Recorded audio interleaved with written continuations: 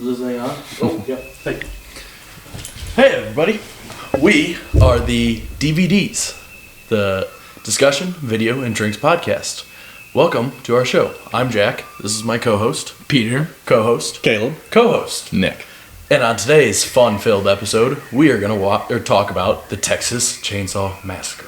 Ooh. Scary. I know. And along with this episode, we're going to have a fun-filled drink, per usual, and I'll give it over to Caleb here to explain a little bit about it. Sure. The drink we have today is called the Texas Tea Massacre. Ooh. It's basically a drink that has a little bit of everything in there. It's a little riff off of a Long Island iced tea. And for this, I'm going to start off with about a half ounce of lemon. Let's see if I can...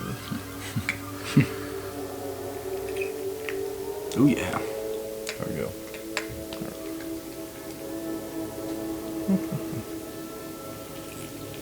It's working pretty well. There we go. Yeah, that'll be good. Close enough. We're not doing exact measurements here.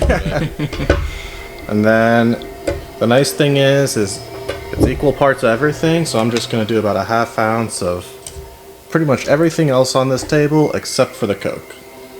Yes. So we got Jack Daniels, fan favorite we used in the previous episode. We did. What is Shout that? out to- Cruzan. Light rum. A white rum. Sponsor us. A whiskey.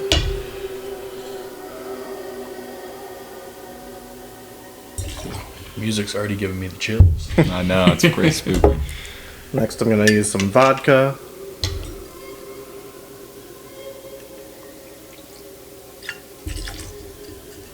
Yeah, this is a lot of liquor in this one. Yeah. You can say it's gonna be a massacre.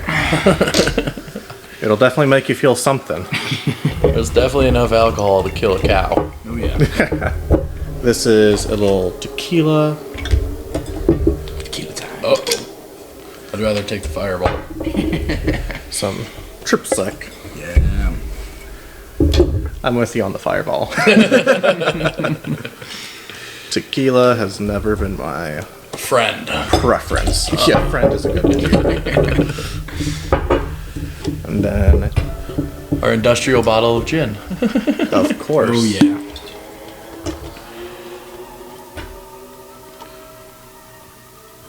That is a lot of alcohol in there. It's gonna be crazy. Yeah. Some Coke. No. Yes. No, so we're not going to add Coke to the shaker. Oh. This is a little simple syrup. Sweeten it up. Just a little bit more. Try to hide all of the alcohol. That's gonna be tough. It's a mask. And then Like a Leatherface gonna mask. take all of that, Got one. pour it in. A little snap. ASMR time. Shake it.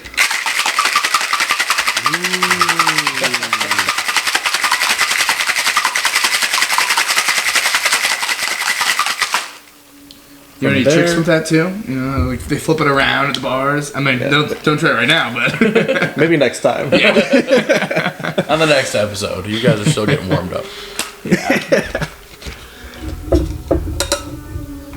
And then from there, you should be able to take the strainer, pop it on, and just pour it right in here. oh yeah. I don't think there's very much room for any Coke. Well, we can add a little in once we pour it in there. Mixer. Let's go. Here you go, Jack. Thank you. Yes, you guys. Thank you. Then add a little Coke on top. Ooh.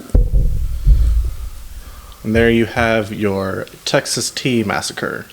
Yummy. It looks great. Yeah. Uh-huh. Smells even better. Woo. Start there.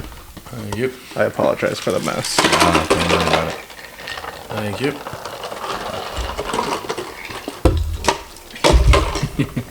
All right, sweet. Want to give me that one or? Oh yeah, here you go. All right. All right, cheers, guys.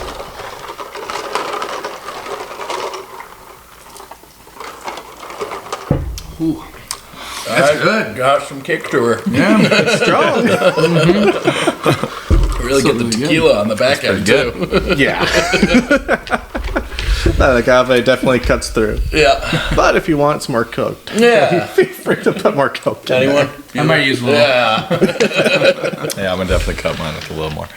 All right, so today we're talking about Texas Chainsaw Massacre. I'll kind of start off with giving a little summary of the plot. So it starts off with 5 friends kind of taking a little road trip. 2 of them are actually siblings, and they're going to an old house that one of their fathers owns, which is just like a beat down, abandoned brick house in the middle of nowhere. And they're kind of breaking down, running low on gas, so they're trying to find a gas station. And then they find a gas station near the house they're going to, and they wander up into it, and I think they see another house in the distance, which is where they go and try to find gas, which ends up actually being the villain's house, the massacre house. Leatherface's house. Yeah, so essentially they walk in one by one That's and get massacred each time. So, yeah, they weren't the brightest bunch, but I don't know what would deter me more, the random gas station people or the guy that came and cut people in the van. selling barbecue. Selling barbecue. Which the barbecue ended up being, I think we know what it was in the end. It was human barbecue, Yep. Them. which was pretty Nice disgusting. pulled Yeah. hamstring. So they pulled up to the wrong gas station essentially. That's But Yeah. yeah, I think that's the little plot of the movie. One of them gets away, but essentially they all get The rest of them- massacred. So. Yeah. Yep. Yeah. That's a chainsaw massacre. Right. And I think you were saying this was based off true events, correct? Yeah, I'm pretty sure they were. Or maybe the gist of it, a little bit. I'm not sure if Could have all been. of it was true. Yeah, it but could have been I stretched. don't know a how bit. Yeah, stretched exaggerated quite a it was, bit. but I'm sure there was probably a massacre with a chainsaw. Yeah. And they ran with that idea. I'm sure it took place in Texas. That's a great point, too. Yeah. It's not Illinois massacre, chainsaw massacre. Missouri Massacre. Missouri chainsaw massacre. Yeah, no, just in Texas. So some fun facts about the movie was, the first guy that did the voiceover during the movie, he said that he got paid with a joint, and that's how they paid him to do that voiceover. Another quick fun fact about the movie was at one scene when the girl was getting chased through the low cut shrubs and whatnot, she had actually cut herself significantly with all of the shrubs and the branches and stuff. So a lot of the blood in the movie was her real blood on her clothes and in the leaves and stuff. It was her real blood because she got cut from all of those. So Wow. That's some Dang, yeah. dedication. that's a lot of crazy. dedication to the film. She's like, yeah, this is hurting a lot. I was like, no, just keep running. Just Keep keep running. It looks really good. We got to get the shot. Yeah. Yeah. Another fun fact was I think they had $140,000 was the budget for the film, Yeah. which is incredible to think about. I mean, today in today's world, like that would be, like Caleb, you said it would be not even a trailer for a movie. Can't even make a trailer with that type of money. Not at all. No, yeah, you can definitely see it within the movie how low budget it was. I mean, the lighting, the effects, none of it was too crazy, but back in the day, I'm sure it did its job, and it was probably one of the scariest absolutely. movies of its time. Yeah. It's definitely. It reminded me of what's that one movie where like the teens went out and they were like filming for a project or something, and then they The all Blair Witch Yeah, the Project. Blair Witch Project. Yeah, Very it was similar slightly vibes. similar. Yeah. Yep. I could totally see that. All right, so I guess let's go. It's time for us to go around and say what we all thought or liked about the movie. Some fun scenes, some scary scenes. Yeah. And Nick, you want to start us Yeah, off I'll over there? start. I guess one of my favorite scenes was one of the main characters, the girl who actually lived in the end. As she was running away from the Leatherface, so she was screaming the whole time, and this actually was pretty annoying to me. How she was screaming for probably the last 30 minutes of the whole movie, and so she runs back to this gas station, which they initially found on the front road in front of the houses, and she walks in expecting to, be saved by the guy who was in the gas station cooking the barbecue. And, lo and behold, he's actually one of the men in the massacre family. So the funniest thing to me was she picks up a knife and he actually starts hitting her with a broom and knocks the knife out of her hand and then knocks her out with the broom. Like, I don't know. No self-defense whatsoever. I mean, I don't know how you get knocked out with the broom, but that was pretty hysterical to me. Would you like to see? No, thank you. Yeah, no. So I thought that was a pretty funny scene when she got knocked out with a broom. But she was looking for help. She was already pretty cut up. So I could see how it would happen. She was passed out. Co-host Caleb, would you like to share your thoughts on this? I liked how all of them decided to support a local family-owned business. Buying barbecue.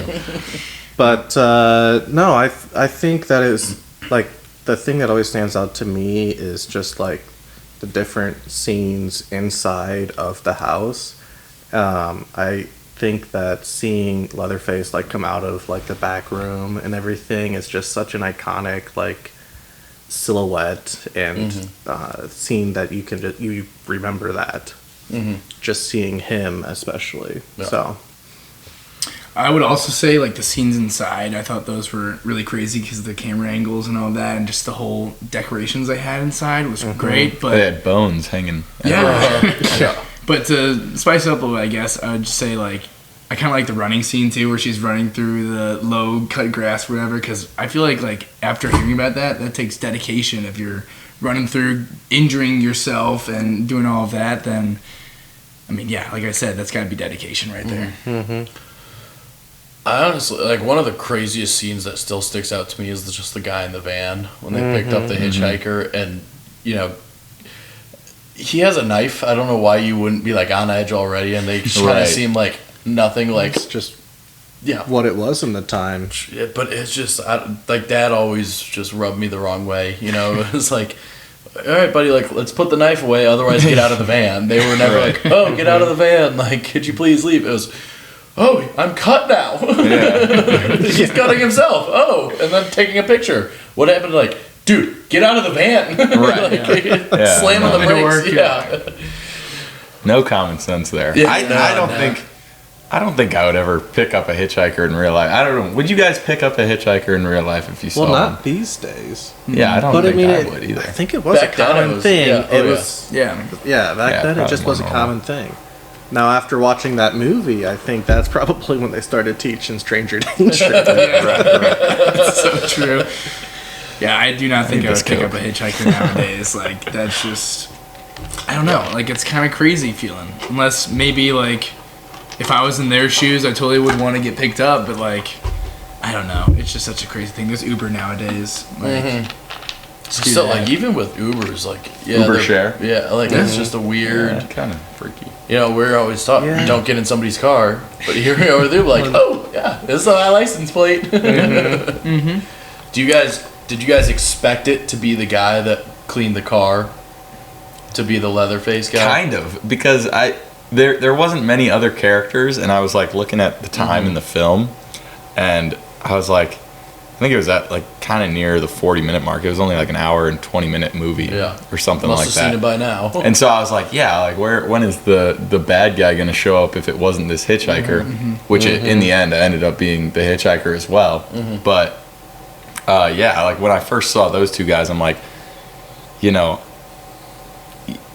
if they're not the bad guy, like, we got to see him soon. Yeah. So I was kind of thinking, and the guy who's like washing their car, he was like, kind of looking stupid, looking off into the distance, and I'm like, they were kind of putting an emphasis on him in the shots, and I'm like, there's something wrong with this guy, but I never suspected the dude who was making the barbecue.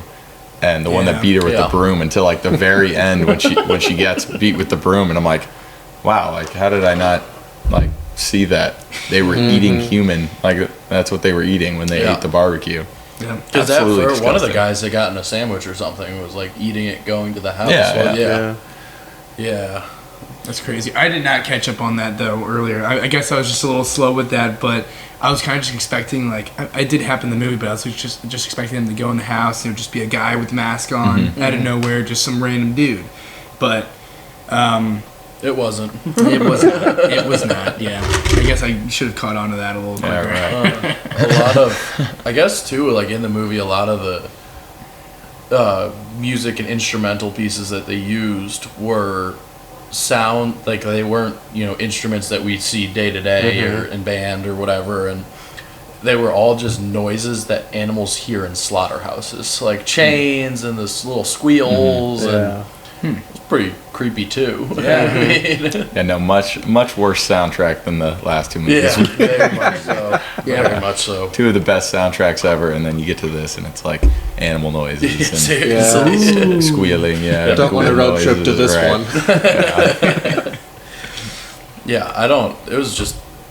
It personally wasn't a fan favorite movie, but I could get at the time it was probably top charts. But it's hard now, like comparing those movies to what we have now, especially because we have all CGI and all this stuff that use millions of dollars to use and produce. But definitely, it was a classic movie in my head. It was the first time I'd watched it, so.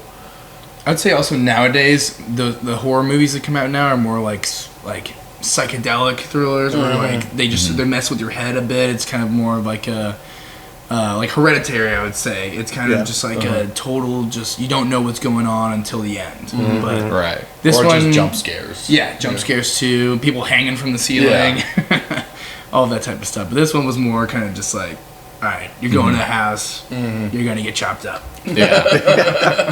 I would say I've never been like a big fan of scary movies, and this one actually like wasn't too scary to me. I feel like if I'm watching a scary movie, I kind of get more freaked out by like the newer ones, like The Conjuring, or like anything that has to do with like ghostly or like religion based like stuff, like The Nun and stuff like that. Like all those are super freaky to me. But like when it's just basic gore, like it's not as bad to me. I don't know. I don't like seeing gore that much either. Yeah. But it's not as horrible in my eyes, and it doesn't like spook me as much. I think one of my favorite scenes too was at one point, like I think it was the girl, she opened up the freezer and saw a body like pop up out of it, and then the guy just goes behind her and like smacks her on the back of the head, and then he like backs away like he's nervous, like whoa.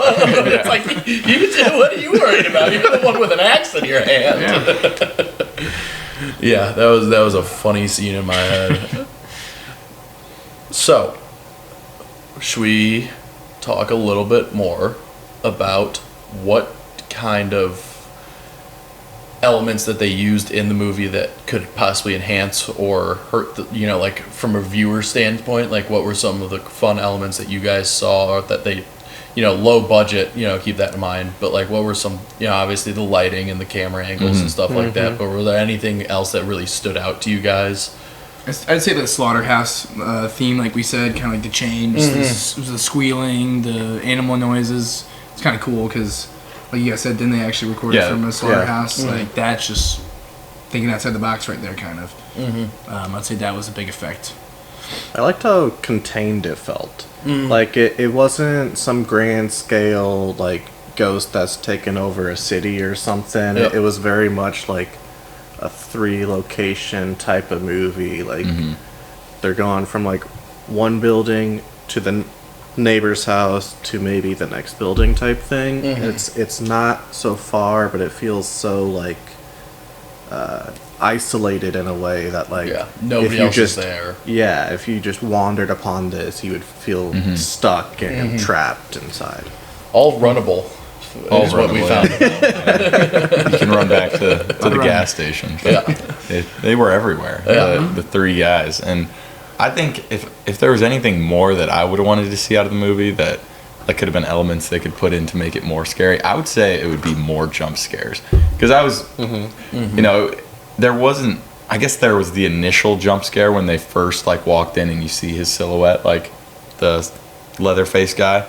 But after that, he was just like in the scenes, like running behind them. So it wasn't like as jump scary. Yeah. But I think whenever I watch a scary movie, like that's the part that I'm most scared of, like the jump scares. Those freak me out a lot.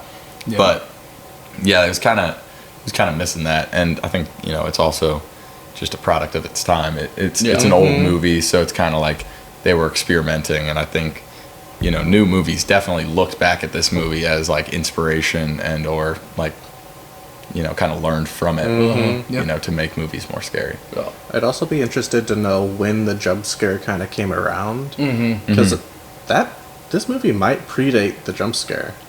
Possibly. I feel like it might be like a very 80s kind of horror vibe, where like this was definitely like 70s a movie. Yeah. So Yeah, this was filmed in what 1973. Yeah, something That's when it came out, Yeah. I think. So yeah, no, super old movie. I could see how it would be scary at the time, but like, I wasn't. It's not giving me nightmares. Oh, you big tough guy over there. Not giving me nightmares. Yeah. And then aren't there a couple more that they made? Did They remade they it. did a couple remakes. I think there might have been a sequel too in there, but Yeah, no, that's what I was saying. Like I was saying to Caleb before the episode, I was like, that's one thing I was missing at the end of the movie. I was like hoping they were all gonna get justice or get arrested or something. No, they died. Essentially. Well, yeah, People sandwiches. Yeah. yeah, only one of the bad. There were 3, or I guess 4, if you include the grandpa who was a corpse, being like who was still alive. But only one of them, the hitchhiker, at the very end, he gets run over by, an 18-wheeler or something, and that was pretty satisfying, I thought. But I wanted to see them arrested or something for like all this stuff they did. But she just drives away in this truck, and that's the end of it. Which the writers didn't care about your feelings. I know they didn't care. Like, oh, money's out. The movie's over. Drive. All we got is enough for a tank of gas. Well, I was nowhere near being born, so of course they weren't thinking about it. I think my dad was born when this movie came out, so yeah, crazy to think about. But yeah, I guess it's always good to watch like older movies like this every once in a while, just to Reset our appreciation. Yeah. Top Gun felt pretty old too, but like that was an 80s. 2 years. No, that was 70s. Top Gun was? I'm like, yeah. No really way. Wow. Okay. Well, Well, the I production gotta quality fact on check that this was one. a million times better than this one. 80% sure. The soundtrack. Well, I'm sure the budget was different. Yeah, probably. 1986. 86? 1986. Okay. 1986. Gotcha. So yeah, so a little more than 10 years after. So Yeah. You know your Top Gun. You can call me Maverick. It's cool.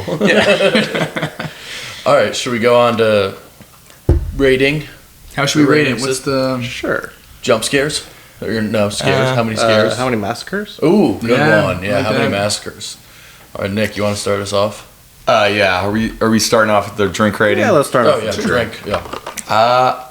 I'm gonna say I started this one off worse. Once I put Coke in it, it got a little bit. So I'm gonna give this one probably like 2.5 massacres. I'll say. Yeah. Co-host Caleb. This is a drink that, I guess I would start the night off with if I'm really wanting to feel something. I mean, look at this. Yeah. Yeah. Otherwise, I don't know if I would really drink this that's like Probably not. ever. Yeah. So I'll agree with the 2.5 massacres. Co-host. I'd probably give it 3. I liked it a lot. I like the sweetness of it, and then adding the extra Coke definitely helped. Yeah. Because the first sip was like, whew, totally Yeah. caught It's a me little off hot. guard there, but it was still very good. And I gotta go with the 3 here. 3 massacres. I'm kind of going with Caleb here. Like, you could look at it one of two ways. It's like you go for the taste, or you go for the effectiveness. And I think one of these, like, if you had your individual own one, like, it'd probably put a good buzz on you. But I think For sure. overall rating, I'm gonna go like a 2 massacres. I'm not like That's completely fair. yeah.